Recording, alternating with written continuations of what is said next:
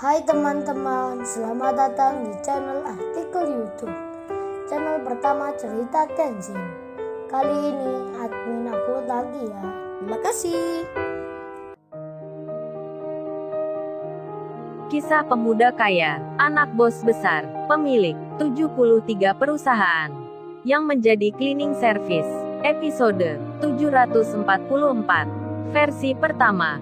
Rena jatuh sakit karena memikirkan kejadian yang menimpanya. Terlibat masalah hukum akibat pria yang baru dikenalnya. Sampai-sampai rekening pribadinya, serta rekening perusahaan miliknya, diblokir oleh pihak berwenang, termasuk semua barang mewahnya. Mobil Lamborghini-nya pun turut disita, akibat diduga Rena kekasihnya Rendra, yang akan jadi calon istrinya. Hal itu diketahui oleh penyidik polisi dari bukti HP-nya Rendra, yang berisi percakapan itu dengan temannya. Rendra yang bos judi online, bos klub malam dan pemilik pabrik obat terlarang, terjerat kasus yang besar. Rena dan keluarganya pun ikut diperiksa. Karena di chat baru HP-nya Rendra, ada Rena yang janjian makan di restoran. Rena yang terpukul sekali, mengusir Kenshin karena dianggap tak sopan pada Rendra. Sekarang Rena menyesal begitu dalamnya. Nasihat Kenshin yang terlihat tak sopan itu benar-benar ingin menyelamatkan dirinya. Kata-kata Kenshin jangan dekat-dekat dengan Rendra. Sekarang terbukti semua. Kenshin yang pergi ke luar negeri membuat Rena menyesal sekali. Rena tak makan selama 3 hari. Kesehatannya menurun drastis. Rena opname, kondisinya darurat, dan dirawat di rumah sakit. Niken pun menjenguknya, menunggui Rena temannya. Orang tua Rena syok sekali. Ririn pun mendapat kabar, dan Ririn bercerita ke Iwan tentang kejadian yang dialami Rena. Iwan pun lalu bicara. Aku tak menyangka Rin jawabannya secepat ini. Sudah dibilang Kenshin kemarin, sekarang malah kejadian beneran. Ririn pun mengajak Iwan untuk menjenguk Rena di rumah sakit. Kaori pun diberi kabar pula tentang kondisi si Rena. Kaori pun akan melihatnya bersama mama dan papanya.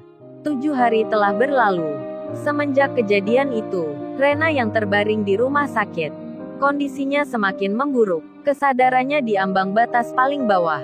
Denyut jantung di layar monitor menunjukkan hal yang sangat mengkhawatirkan.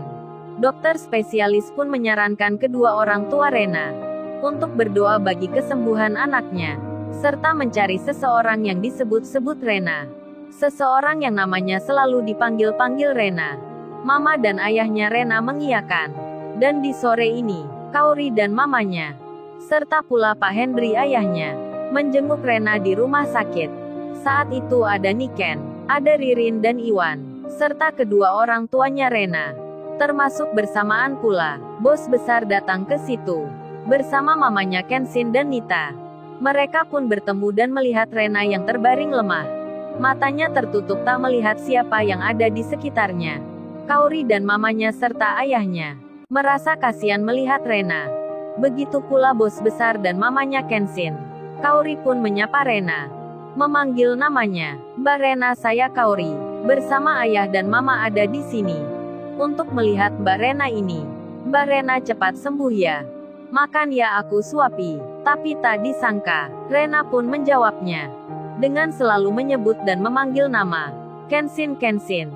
Kenshin, Kenshin. Maafkan aku, maafkan aku. Maafkan aku, maafkan aku. Rena pun berhenti bicara. Seketika itu juga, Kaori kaget sekali mendengarnya.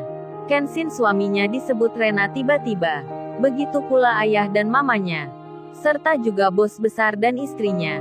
Terkejut sekali melihatnya. Melihat anaknya Kenshin yang malah dipanggilnya. Kemudian dokter pun bicara, menjelaskan tentang hal itu. Kalau Mbak Rena ini selalu memanggil begitu, menyebut-nyebut namanya Kenshin dan minta maaf pula. Saat itu Ririn langsung mengerti, karena sudah mendapat cerita dari Iwan.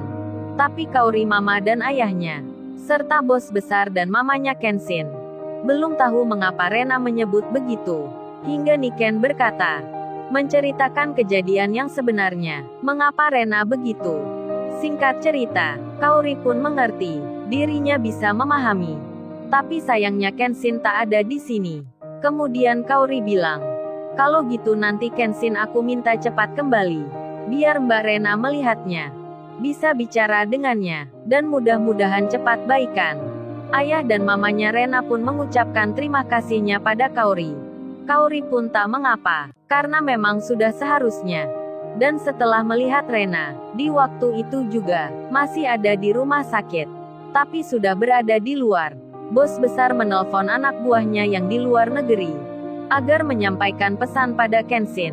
Untuk cepat pulang ada hal yang darurat. Selang beberapa jam kemudian, Kenshin pun bergegas kembali pulang. Karena pesan dari ayahnya yang mengatakan itu. Dikira Kenshin mamanya yang sakit keras. Dengan naik private jet perusahaan, Kenshin pun kembali pulang. Hampir 24 jam perjalanan. Kenshin akhirnya tiba. Pak Henry yang menjemputnya.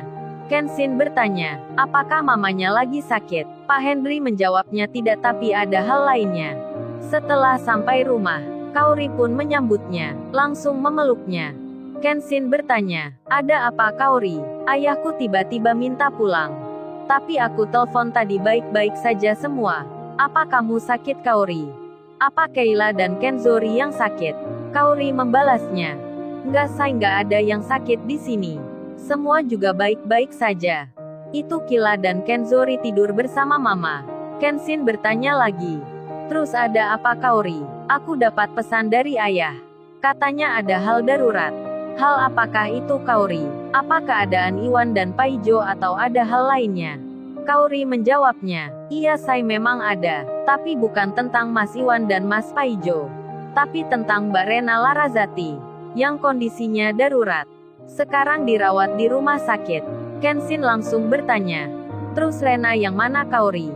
Rena teman sekolahku atau yang bukan? Kenshin nampak khawatir. Kaori menjawabnya, itu saya Rena yang punya perusahaan. Sekarang kondisinya sangat memprihatinkan. Kemarin aku melihatnya. Bersama mama dan ayah. Bersama Ririn dan Mas Iwan. Kondisinya benar-benar mengkhawatirkan. Itulah mengapa ayah minta kamu pulang segera. Kenshin pun bertanya. Memangnya sakit apa Kaori? Rasanya baru seminggu kemarin aku bertemu dengannya. Dia baik-baik saja. Kaori menjawabnya. Sakitnya karena kamu say. Kenshin berkata, kamu Kaori jangan bilang begitu. Bisa aja bercandanya. Kaori menyahutnya, aku nggak bercanda say. Memang karena kamu. Mbak Rena itu menyebut-nyebut namamu. Meski kondisinya begitu. Hanya kamu yang dipanggilnya. Kemarin aku di situ, berada di dekatnya. Bilang kalau aku menjenguknya, tapi hanya namamu yang dipanggilnya. Mbak Rena ingin minta maaf ke kamu. Ingin bicara denganmu. Makanya kamu harus melihatnya. Kamu harus menghiburnya. Aku udah tahu semua ceritanya. Niken dan Mas Iwan sudah menjelaskan semua. Aku nggak marah ke kamu. Dan aku tahu perasaan Mbak Rena itu. Dia itu sangat suka ke kamu. Dari dulu menunggumu. Kalau kamu nggak menghiburnya, aku khawatir sesuatu akan terjadi dengannya. Dia sudah tak mau makan. Tak mau bicara dengan siapapun. Hanya kamu yang dipanggilnya. Kenshin bertanya, maksudnya menghibur gimana Kaori? Aku tak mengerti itu. Iya, aku pasti akan melihatnya. Aku pasti akan menjenguknya. Kaori menjawabnya, aku tahu ini berat bagimu dan bagiku. Tapi sebagai wanita, aku pernah merasakan apa yang dialami Mbak Rena itu. Jadi aku memintamu, kalau Mbak Rena itu bersedia masuk bersama keluarga kita. Aku dengan senang hati akan mengizinkanmu untuk menikah lagi. Menikah dengan Mbak Rena itu. Sekalian pula menyelamatkan nama baiknya. Dari prasangka dan tuduhan. Kalau dia bukan calon istrinya Rendra yang ditangkap polisi. Tapi akan menikah denganmu. Dan juga akan menyelamatkan hidupnya. Biar Mbak Rena semangat dan sembuh nantinya. Karena kamu yang bisa menolongnya. Kaori bicara sambil berkaca-kaca dirinya. Kaori menitikkan air matanya. Kenshin kaget sekali jadinya. Kaori istrinya bilang begini, memintanya untuk menikahi Rena. Apakah Kenshin akan menuruti permintaan Kaori? Jangan lupa ya guys, untuk kelanjutan ceritanya ada di artikel YouTube. Jangan lupa subscribe ya guys. Dan tekan notifikasinya.